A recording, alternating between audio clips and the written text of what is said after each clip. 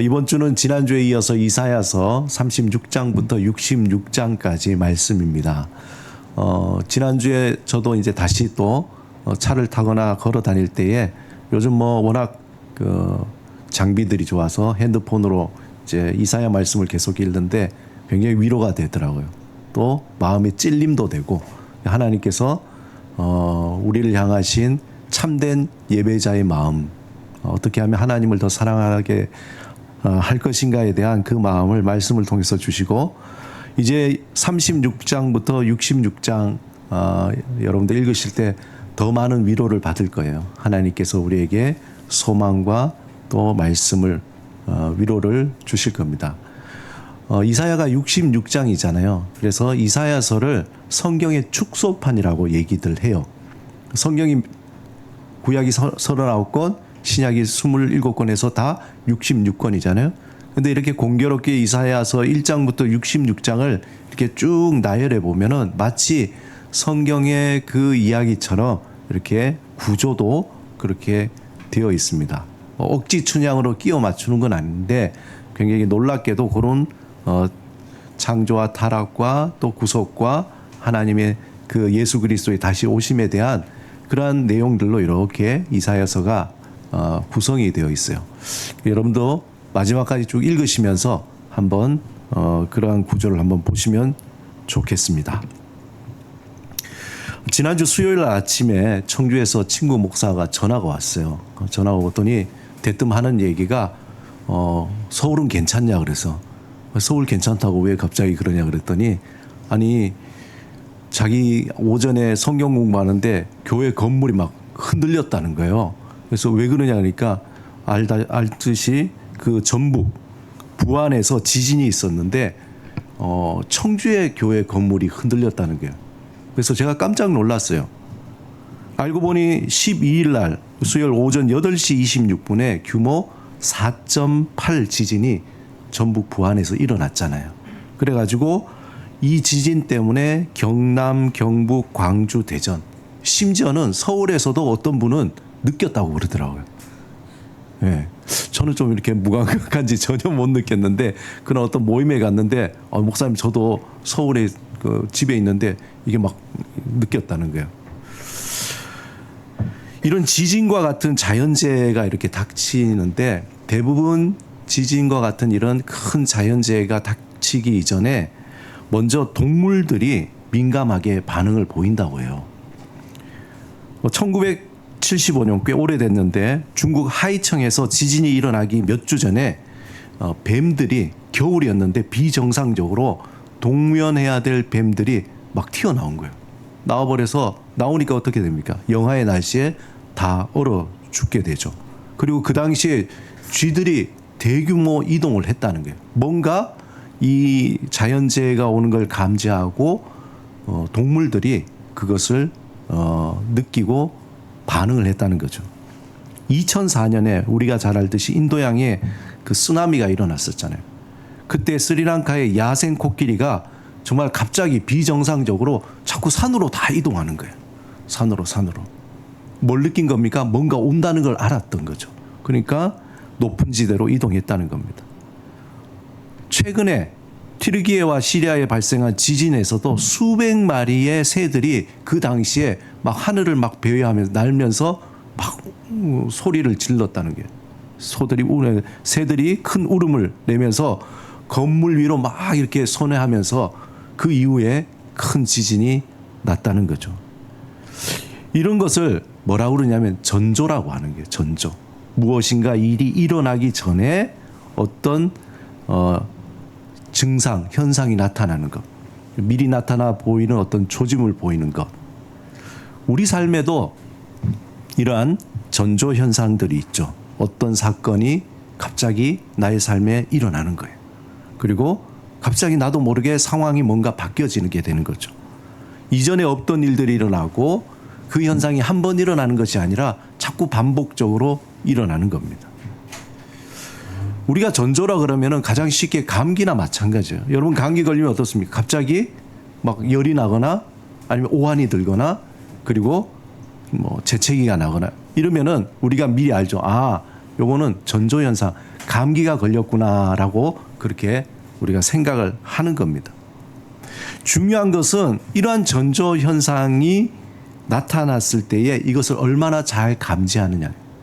감기가 별거 아닌 것 같은데 가장 무서운 병이 감기라 그러잖아요. 감기를 그냥 이렇게 내버려 두면 나중에 사망에 이르기까지 한다는 거예요. 그것처럼 우리 삶에 일어나는 어떤 전조 현상들을 보면서 그냥 그렇겠지, 그냥 넘어가겠지라고 할 수 있지만 그런 것들을 민감하게 잘 살펴보지 못하면은 결국에 그 일이 어떤 다른 일을 예고하는 것을 감지하지 못한다는 거예요.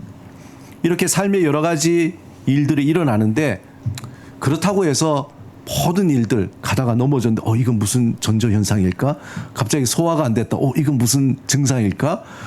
이건 너무 좀 병적이죠. 그런 얘기는 아니고 우리 삶에 큰 여러 가지 변화들이 일어날 때에 그때 이게 뭔가가 오는구나 라는 것을 감지하는 건 중요합니다. 또 한 가지는 이런 일이 일어날 때 거기에 대해서 괜찮아 뭐 그냥 그런 거야 라고 너무 둔감하게 하는 것도 그것도 문제인 거예요. 삶에서 예기치 못한 일들이 반복적으로 일어날 때 우리가 삶을 한번 돌아봐야 돼요. 그 중에서 우리가 많이 또 생각하는 게 꿈이라는 거잖아요. 꿈을 꾸는 거죠. 왜 그 꿈을 꿨을까? 뭐 어떤 꿈 해몽이 아니라 우리 이상호 목사님 얘기하면 꿈이라는 것은 우리 어떤 무의식 속에서 우리에게 미리 얘기하는 거죠. 건강에 이상이 있거나 아니면 여러 가지 균형이 안 맞을 때에 그때 무의식이 우리에게 뭔가 자꾸 가르쳐 준다는 거예요. 미리. 그런 것처럼 그런 여러 가지 일들, 그 일이 왜 일어났을까? 도대체 이건 어떤 의미일까? 좀 상스러운 일들이죠. 예상치 않게 뭔가 좀 다른 일들. 어떤 의미인지 알아차리는 것이 참 중요한 거예요. 특별히 하나님의 관점에서 우리의 삶을 쫙 이렇게 스캔해서 볼 때 하나님의 관점에서 우리 삶에 일어나는 여러 가지 크고 작은 일들을 우리가 성찰한다 그러잖아요. 우리 하루를 돌아보거나 또 삶을 쭉 보면서 이 일이 나에게 어떤 의미일까? 알아차리는 영적인 통찰력이 필요하다는 겁니다. 그런데 이러한 전조 형상에서 알아차림과 그리고 염려를 잘 구분을 해야 돼요. 알아차림과 염려. 왜냐하면 인간이라는 존재는 항상 과거에 대해서 후회하잖아요. 내가 왜 그랬을까? 그때 왜 그 실수를 했을까? 왜 그걸 선택했을까? 라는 껄껄껄하는 어떤 늘 후회 속에 살아가는 존재죠. 또 미래에 대해서는 어떻습니까? 늘 두려워요. 어떤 일이 일어날까 미리 걱정하고 또 걱정도 요만한데 마치 콩알만한 그 일을 그냥 생각하다 보니까 콩알이 거의 호박이 되고 나중에 엄청나게 큰 바위돌 같은 나를 짓누르게 되는 두려움으로 다가오는 거예요. 그러니까 인간은 어쩔 수 없이 과거의 후회와 미래의 두려움 속에서 살아가는 그런 존재이죠. 철학자 사르트르는 그래서 인간은 과거의 후회와 미래의 두려움 속에 살아가는 시간 속에 던져진 존재다. 그렇게 얘기해요. 던져진 존재. 그렇게 해요. 참 설득이 되죠? 우리는 그런 시간 속에 던져진 존재예요. 그 얘기는 뭐냐? 그 시간 속에서 자유롭지 못하다는 거예요. 또 한 가지는 우리가 후회하고 두려워하는 건 너무나 당연하다는 거예요. 그런 연약한 존재라는 것을 이야기합니다. 항상 과거와 미래의 영향을 받으면서 그래서 인간은 뭔가 거기에서 지혜로 알아차림보다는 늘 염려 속에 살아가요. 그리고는 우리가 살아가는 지금의 현재를 자꾸 잊어버리게 되죠. 살아가되 또 먹되 일을 하되 일하는 것도 아니고 먹는 것도 아니고 살아가는 것이 아니라 나의 생각과 나의 몸은 전부 과거나 미래에 가 있어요. 그래서 내가 뭘 느끼는지는 못하는 거죠. 1930년대 경제 대공황을 배경으로 한 하나의 연극이 있습니다. 그 연극은 아서 밀러의 유명한 세일즈맨의 죽음이라는 연극이에요. 여러분 보신 분도 있고 읽으신 분도 있고 또 많이 회자가 되는데, 여기에 이 작품에서 주인공 윌리 로먼은 과거에 크게 화려하진 않지만 안정되었던, 또 자기의 삶에 대해서 집착을 하고, 그렇지만 자기 상황이 바뀌는 거예요. 갑자기 실직을 하게 되고, 그리고 여러 가지 가정의 변화가 일어나면서 미래에 대한 불안감으로 인해서 그는 이 현재를 제대로 살지 못하는 그러한 인물로 나타납니다. 결국은 비극적인 결말을 맞이하게 되죠. 그는 과거의 실패를 되새기면서 후회하고, 어떻게 보면 미래의 불확실성에 대해서 두려워하면서 지금의 현재에 대해서 소중한 시간을 놓쳐버리고 자꾸 허언증같이 뭔가 자기를 과장하고 될 것이라고 얘기하는 그러한 인물로 등장합니다. 그는 30년간 세일즈맨 월급을 받으면서 일한 그는 나름대로 자부심을 가지고 두 아들의 뒷바라지를 하면서 살았습니다. 그러나 이제 나이가 들면서 현실은 녹록지 않죠. 자꾸 임금은 줄어들고, 그리고 자신의 어떤 실적은 늘어나지 않고, 근근히 버텼는데 결국 회사로부터 해고 명령을 받습니다. 그는 다가오는 미래의 두려움과 자신에 대한 한심함으로 깊은 고민에 빠지게 돼. 설상가상으로 두 아들마저 그냥 기대에 못 미치는 그러한 삶을 살게 됩니다. 낙오자로 전락해 궁지에 몰리자 그는 마지막에 가족에게 보험금을 남기기 위해서 아들 그 비프와 그날 저녁 화해하고, 그리고 자동차로 과속을 달려서 극단적인 그러한 결말을 선택을 하게 됩니다. 윌리의 이야기는 과거에 얽매이고 미래에 두려워하며 현재를 살아가는, 어떻게 보면은 지금 현대인의 선택하지 못했지만 그렇게 선택하고 싶어하는 현대인의 모습과 너무나 닮아 있는 거죠. 많은 현대인들은 직장에서의 어떤 실수들이 있죠. 삶에서의 실수들, 또 인간관계에서 나타난 상처와 오해들, 그리고 중요한 기회를 놓친 일들, 그때 그 선택을 했어야 되는데 하는 그러한 안타까움, 그것 때문에 혼자 있을 때 잠을 자지 못하는 게, 그리고 후회합니다. 또한 경제적인 불안이 있죠. 또 직업의 안정을 잃어버릴까에 대한 불안들, 또 가족과 건강과 행복에 대한 걱정들이 늘 쌓여갑니다. 그래서 미래에 대한 두려움으로 차곡차곡 그것을 쌓아나가게 됩니다. 삶의 자리에서 나이에 따라 또 상황에 따라 여러 가지 일들이 많이 일어나는데, 그 다양한 일이 전해주는 뭔가 메시지, 그 일들이 우리에게 들려주는 그 음성에 집중하기보다는 그 현상, 그 현상에 짓눌려서 현재의 삶보다 또 과거와 후의 미래의 두려움에 묶여가지고 그렇게 살아가게 되는 게 현대인의 삶입니다. 그래서 철학자 하이데거는 현존이라는 어려운 말을 써요. 현존. 시간 속에 있는 존재. 이 개념을 통해서 인간은 과거와 미래의 영향을 받으면서 현재를 살아가게 된다. 시간 속에 있는 존재라고 사르트르와 비슷한 이야기를 하게 됩니다. 그게 인간의 실존이라는 거예요. 그런데 과거와 현재와 미래를 주관하시는 그 하나님의 관점에서 보면은 이러한 시간 속에 있는 존재, 던져진 존재, 우리 인간이 그렇게 과거의 후회와 미래의 두려움 속에 살지 말고 하나님의 그 관점에서 삶의 자리에 일어나는 그 현상을 그냥 염려로 받아들이는 것이 아니라, 그것은 하나님이 우리에게 들려주시는 그 음성을 알아차림으로 받아들이라고 이야기합니다. 그래서 그 현상을 하나님의 관점으로 바라보고 올바른 그 의미를 찾아서 바른 길을 선택하라고 성경에서는 이야기하고 있는 거예요. 하나님께서는 아브라함에게 정말 위대한 약속을 줬죠. 너무도 부러운 그러한 약속. 그런데 그 약속을 주시기 전에 하나님이 아브라함에게 명령하신 것이 있어요. 창세기 12장 1절 우리 같이 한번 읽어보겠습니다. 시작. 여호와께서 아브라함에게 이르시되 너는 너의 고향과 친척과 아버지의 집을 떠나 내가 내게 보여줄 땅으로 가라. 아브라함은 그가 조상 대대로 살아오던 그 고향 우르, 그 우르 고향을 떠난다는 것이 쉽지가 않아요. 그렇잖아요. 여러분도 여러분이 오랫동안 10년이 아니라 몇십 년 동안 살았던 집이 있으면은 그 집을 떠난다는 게 쉽지가 않아요.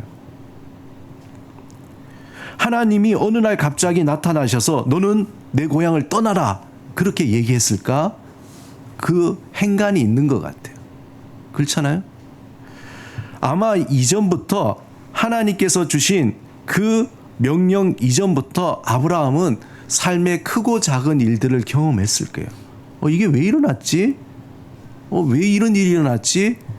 그냥 안전하게 평안하게 그냥 있는 그대로 그렇게 살 수 있었는데 아브라함에게 자꾸 예상치 못한 일들로 마음이 불편해지기 시작한 거예요.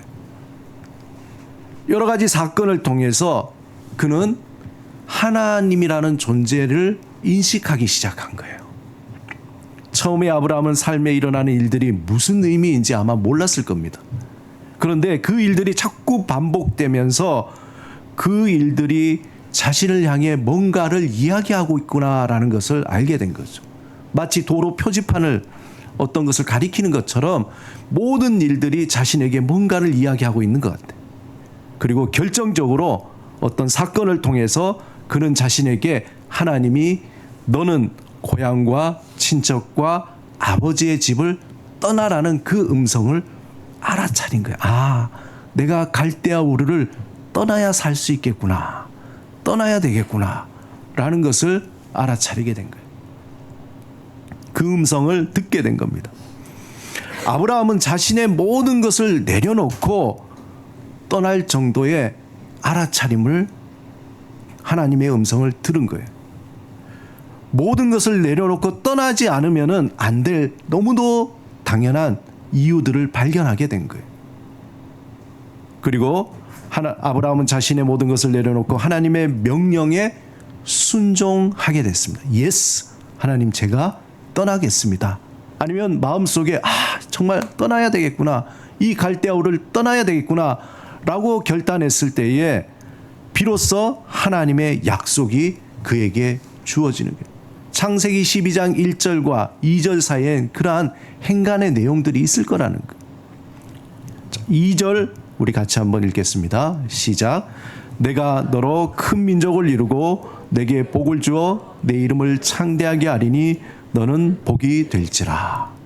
하나님이 조건적으로 너 복 줄 테니까 떠나라가 그게 아니라 아브라함이 그 말씀에 순종하니까, 그러니 하나님을 믿고 순종하니까 하나님께서 내가 너로 큰 민족을 이루고 내게 복을 주어 내 이름을 창대하게 하리라. 말하자면은 내가 너를 통해서 뭔가 하겠다는 거예요, 하나님이.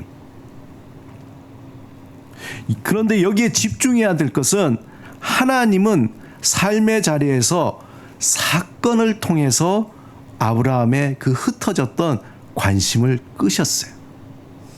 마치 여러분 불타는 가시덤불을 신기하게 바라본 모세처럼, 모세가 어느 날 그냥 양을 치러 가는데 가시덤불에 불이 붙었네? 전혀 일상에서 그전에 없던 일이 일어난 거예요. 저게 뭐지? 라고 주목하는 것처럼 아브라함에게는 그러한 일들이 하나 둘씩 자꾸 일어났던 겁니다. 그리고 자신의 주변에 일어나는 일들에 대해서 무심하게 보다가 점점 그 사건 속에 숨겨진 메시지에 관심을 갖게 된 거예요. 결정적으로 아브라함은 그 겹쳐진 사건들 속에 숨어 있는 하나님의 그 음성을 발견한 겁니다. 하나님의 입장에서 보면은 그 사건들, 얽히고 설킨 그런 사건들 속에서 감추어 두었던 하나님의 뜻을 아브라함에게 이렇게 드러내 보여주신 거예요. 그러니까 아브라함이 똑똑해서 안 것이 아니라 하나님이 계속 반복적으로 아브라함의 관심을 끌면서 결국에 내가 뜻하는 건 이런 거야 라고 하나님께서 보여주신 거예요. 하나님의 뜻이 사건을 통해서 자신의 모습을 드러낸 거죠. 보이지 않던 하나님의 그 음성이 마치 눈으로 보는 것처럼 아브라함의 눈에 보여진 거예요. 그 후에 아브라함의 삶은 어땠습니까? 이전에 고향을 떠나기 이전에 그냥 삶이었어요. 그러나 하나님의 그 음성을 듣고 순종했을 때에 그 후에 아브라함의 삶은 점점 조금씩 바뀌어지게 됩니다.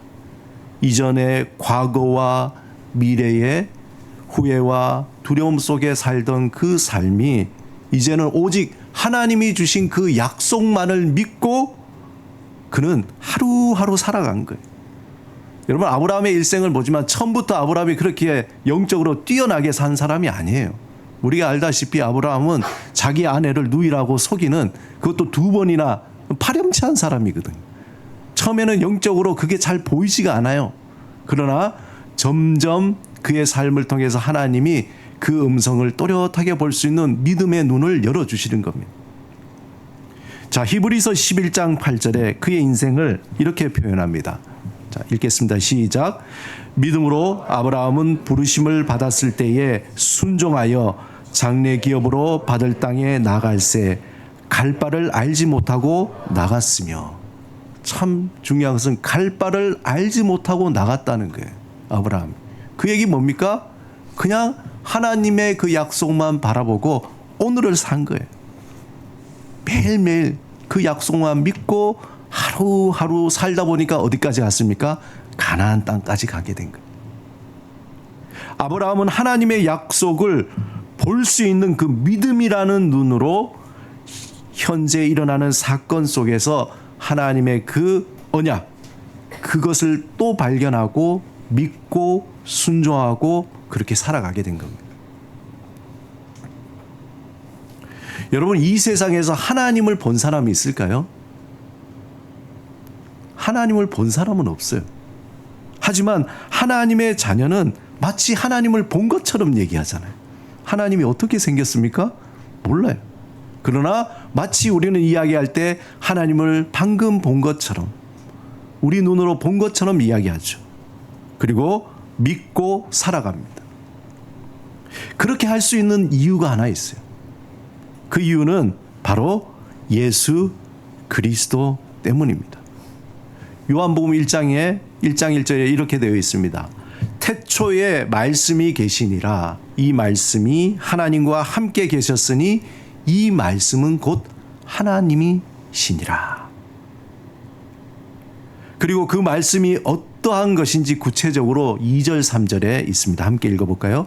자, 없습니까? 예, 제가 읽겠습니다. 그가 태초에 하나님과 함께 계셨고 만물이 그로 말미암아 지은 바 되었으니 지은 것이 하나도 그가 없이는 된 것이 없느니라. 1절과 2절 사이에 처음에는 말씀이라고 했는데 그 말씀이 2절에서는 그라고 얘기하는 거예요. 그 놀라운 변화지 않습니까? 태초에 말씀이 계셨는데 그 말씀이 하나님인데 2절에서는 그가 곧 말씀이 곧 형상이 된 거예요. 말씀이 곧 인칭이 된 거예요. 사람이 돼버린 거예요. 하나님의 음성이 어떠한 형상, 인격이 된 거예요. 그리고 그를 통해서 모든 만물들이 만들어졌다는 거예요. 그리고 4절에는 그 안에 생명이 있고 그 생명은 곧 빛이라고 말합니다. 정리하자면 이렇습니다. 하나님의 음성이, 말씀이 형상이 되었고 그 안에 생명이 있고 빛이 있어서 어둠을 비추는 빛이 그 안에 있다는 거예요. 애매하죠. 그런데 사도 요한은 이 부분을 14절에 이렇게 말씀합니다. 요한복음 1장 14절에 말씀이 육신이 되어 우리 가운데 거하심에 우리가 그의 영광을 보니 아버지의 독생자의 영광이요 은혜와 진리가 충만하더라. 한번 따라하겠습니다. 말씀이 육신이 되어 우리 가운데 거하심에 우리가 그의 영광을 보니 아버지의 독생자의 영광이요 은혜와 진리가 충만하더라. 너무 놀랍지 않습니까? 말씀이 그가 되고 그가 우리와 함께 있어서 이제 그를 통하여서 하나님의 그 영광, 다시 말해서 하나님을 볼 수 있게 되는 거예요. 예수 그리스도를 통해서.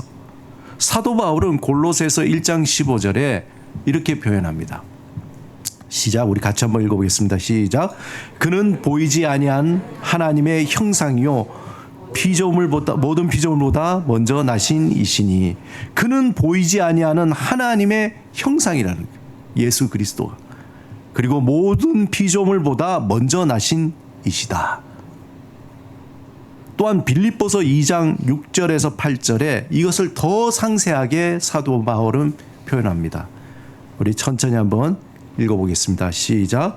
그는 근본 하나님의 본체시나 하나님과 동등됨을 취할 것으로 여기지 아니하시고 오히려 자기를 비워 종의 형체를 가지사 사람들과 같이 되셨고 사람의 모양으로 나타나사 자기를 낮추시고 죽기까지 복종하셨으니 곧 십자가에 죽으심이라. 이 모든 것을 종합하면은 하나님이 곧 인간의 형상으로 이 땅에 오신 분, 바로 그분이 예수 그리스도라는 거예요. 그러므로 우리는 마치 아브라함이 믿음의 눈으로 하나님을 보고 믿은 것처럼 예수 그리스도를 믿는 모든 자는 하나님을 볼 수 있는 영적인 눈을 가지게 되었다라는 거예요. 이것을 신학적으로 아주 중요한 용어인데 예수님은 하나님의 현현이다라고 얘기해요. 하나님의 현현. 볼 수 없는 하나님을 우리가 볼 수 있는 게 바로 역사 속에 이 땅에 오시고 또한 고난받으시고 십자가에 죽으시고 부활하신 예수 그리스도 그분이시다. 다른 표현으로는 인카네이션, 성육신, 하나님이 인간의 몸으로 오셨다는 성육신이라는 겁니다. 신학적으로 예수님은 성령으로 말미암아 동정녀 마리아에게 태어나셨죠. 또 하나님과 본질적으로 동일하신 분이십니다. 예수님과 하나님 아버지와 하나시라고 요한복음 10장 30절에 나와 있어요. 또 예수님을 본 자는 하나님 아버지를 보았다고 요한복음 14장 9절에서도 말씀하고 있습니다. 예수님이 이 땅에 인간의 형상으로 오셔서 십자가에 죽으시고 부활하신 그 목적이 뭡니까? 우리의 죄를 대신해서 고난받으시고 죽으시고 그리고 부활하셔서 우리를 죄에서 구원하시기 위해서, 그 완성을 위해서 이 땅에 오신 것입니다.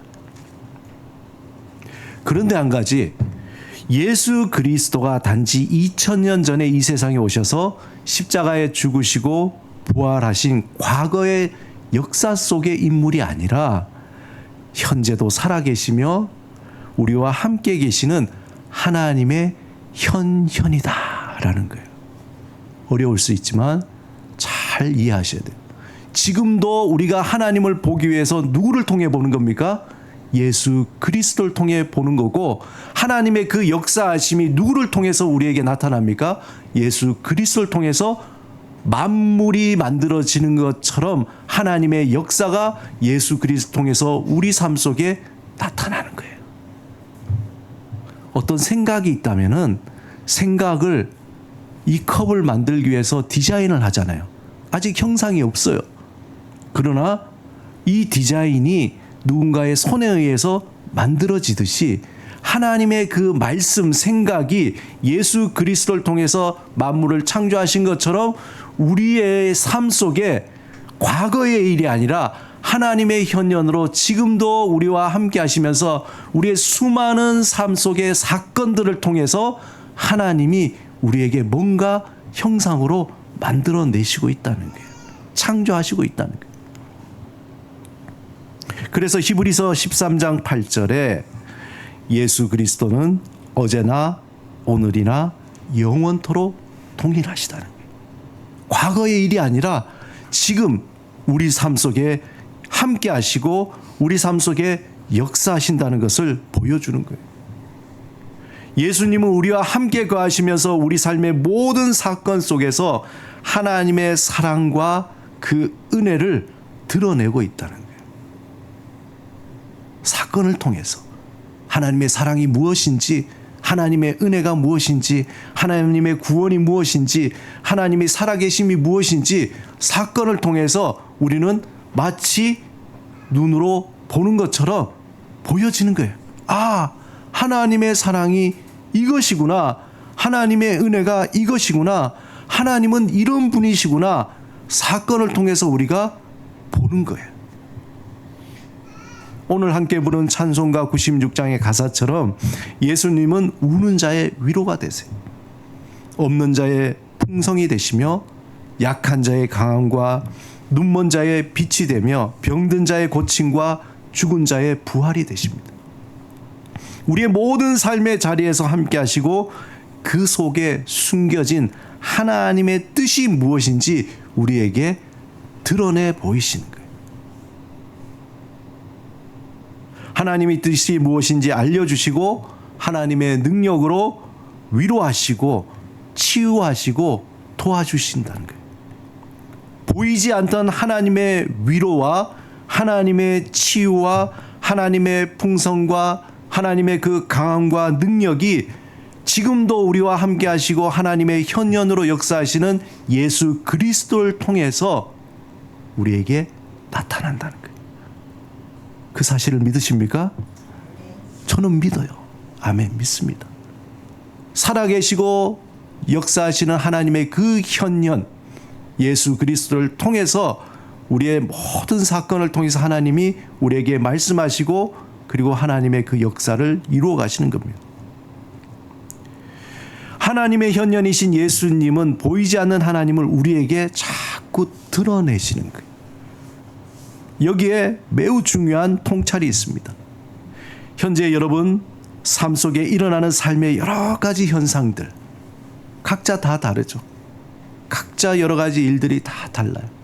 그것들을 면면히 살펴보면서 하나님이 그 안에서 무엇을 얘기하실까 그 음성에 귀를 기울이시기 바랍니다.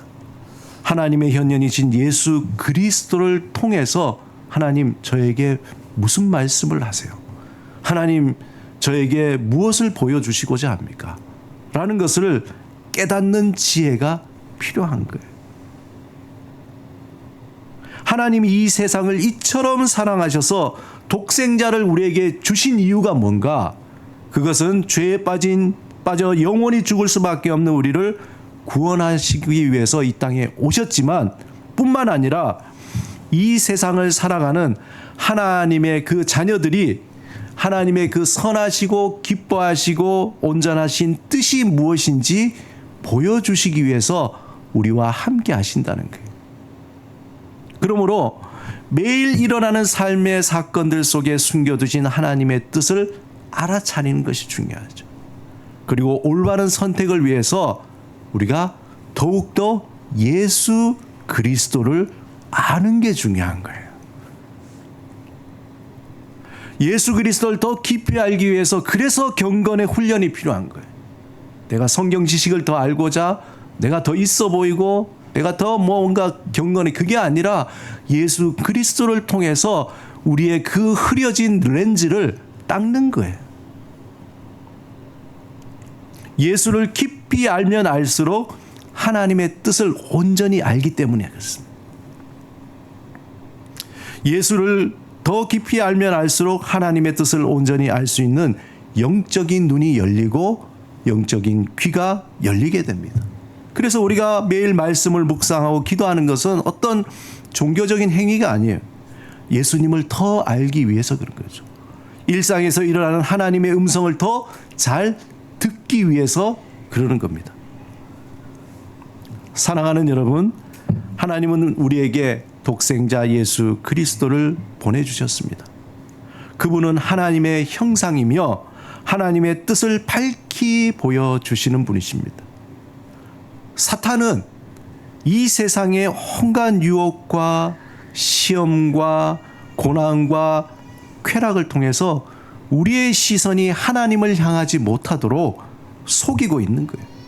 우리를 자꾸 흐리는 거예요. 삶의 자리에서 일어나는 그 사건 뒤에 숨겨진 하나님의 뜻을 보지 못하도록 사탄은 그 사건 자체에 우리의 시선이 가도록 우리를 미혹하고 있습니다. 그리고 사건 자체에 파묻혀서 우리의 시선이 흐려지도록 우리를 미혹합니다. 예수님을 더 깊이 알아가는 그 경건의 훈련을 통해서 예수 그리스도를 통해 하나님의 뜻이 온전히 알아차리도록 하나님께서 우리를 이끌어 주십니다. 그래서 예수를 알고 예수 안에 성장하는 것이 얼마나 중요한지 몰라요. 그렇게 성장할 때마다 우리는 보는 그 사건이 이전처럼 단순하게 보이지 않고 그 사건이 뭐가 허상이고 사건 속에 숨겨진 하나님의 음성이 무엇이고 그러한 분별할 수 있는 영적인 눈과 귀가 열리게 되는 거죠. 예수를 깊이 알 때 지금 현재를 그래서 더 충실하게 살아가는 거예요. 과거에 얽매이거나 미래에 그렇게 끌려다니는 것이 아니라 현재 이 사건을 통해서 하나님은 나에게 무엇을 말씀하시는가에 대해 집중하는 거죠. 그래서 우리의 시선은 과거에 묶이지 않고 미래에 흩어지지 않게 됩니다. 지금 여기에 임하시는 그 하나님의 그 음성을 듣게 됩니다. 나를 향하신 하나님의 뜻을 알아차리게 되며 이렇게 해야 되겠구나 올바른 선택을 하게 되는 겁니다. 더 이상 지난 일에 갇힌 나와 끊어버리게 됩니다. 그리고 미래의 신기루에 멍하니 서 있는 나와 결별하게 되는 거예요. 오직 현재 당당하게 마주하면서 살아가는 나와 하나가 되어서 허상이 아닌 실상의 삶을 살아가게 되는 거죠. 현재를 바라볼 때 과거의 실수와 절망과 후회와 교만으로 긁혀진 나의 렌즈, 또 미래의 허상과 두려움과 헛된 기대로 흐려진 그 렌즈로 바라보는 것이 아니라 하나님의 현년, 즉 현재 하나님의 뜻을 온전히 드러내는 예수 그리스도를 통해 하나님의 뜻을, 하나님의 의도를, 하나님의 그 말씀을 명료하게 바라보게 된다는 겁니다. 하늘의 무별을 바라보는 아브라함을 상상해 보세요. 아브라함이 하늘을 무별을 바라보면서 그냥 하늘에 빛나는 별이 아니라 그는 그 별을 보면서 그 속에 들려지는 하나님의 음성을 들은 거예요. 하나님의 그 약속을 명료하게 보는 거예요. 내가 이 무별처럼 너를 내 자손을 복되게 한다는 하나님의 그 음성을 들은 거예요. 그 약속을 명료하게 바라본 아브라함과 같이 또한 불타는 가시덤불 속에서 이스라엘 민족을 이끌 모세를 향하신 하나님의 그 부르심, 그 사명의 음성을 또렷하게 들은 모세처럼 하나님의 독생자 예수 그리스도를 통해서 이 세상을 지극히 사랑하시고 우리의 삶을 사랑하시고 축복하시고 온전히 그의 선한 뜻대로 이끄시는 그 하나님의 음성을 우리가 보고 듣고 순종하는 그러한 한 주간이 되시기를 주님의 이름으로 축원합니다. 우리 이 시간에 말씀을 생각하시며 함께 기도드리겠습니다. 우리를 지극히 사랑하시는 하나님은 우리의 삶의 사건들을 통해 삶의 변화를 통해 또 내가 생각지 못한 그러한 일들을 통하여서 우리에게 말씀하고자 하십니다. 이제 우리와 함께 하신 내 안에 살아계시는 예수 그리스도 그분을 통하여서 주님 하나님의 음성을 듣기를 원합니다. 하나님의 그 뜻을 명료하게 알기를 원합니다. 그 사모함, 그 갈망함으로 하나님 살겠습니다. 우리에게 보여주시고 들려주시고 그리고 순종하게 하여 주옵소서. 우리 사모하는 마음으로 침묵으로 함께 기도드리겠습니다.